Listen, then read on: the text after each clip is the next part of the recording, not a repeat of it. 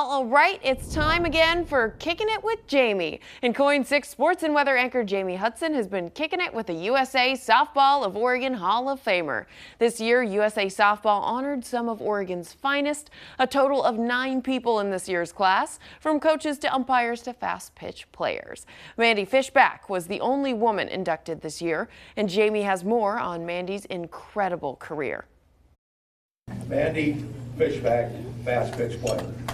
After being inducted into the USA Softball of Oregon Hall of Fame, Mandie Fishback saw what so many had known for years, her greatness on the softball field. Winning this award was so special to me, and it was kind of like the icing on the cake for my career. I knew that I had a good career, but I think when this award came up, I was putting all of my accolades and all of my awards onto paper and seeing them all together. I was like, wow, no, I really was.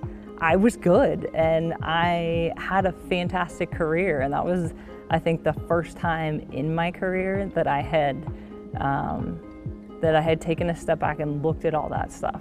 When it was all said and done, Fishback finished her high school softball career with a batting average of .630. She was Oregon's Player of the Year her freshman season at Banks in 1999, and that was also the year that the Lady Braves won it all, taking home the Oregon 3A state title, the first ever for Banks High School. As for Fishback's senior year, she finished that season with an incredible .758 batting average. Back in those days, there was a lot of me going out to my barn that had the batting cage in it and hitting with my dad at practice or in a game. I would go to that batting cage and make my dad throw me like 400 to 500 balls and just hit and hit and hit and hit. That was kind of where I would spend a lot of my time, just working on my swing. And that swing is what caught the attention of so many, including the University of Tennessee.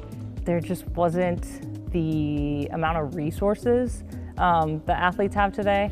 So I actually ended up at Tennessee through a teammate of mine on my summer ball team that got recruited by them. And then she had mentioned me to them. They came out and watched me, and yeah, the rest is history. So they were like, okay, well, we like what we see. Fishback started every game in 2 seasons at Tennessee before transferring to play at Florida Atlantic. And while playing primarily second base, Mandie posted the highest fielding percentage at FAU at .971 her junior year. Once you get to that collegiate level, that is, I mean, you live and breathe softball.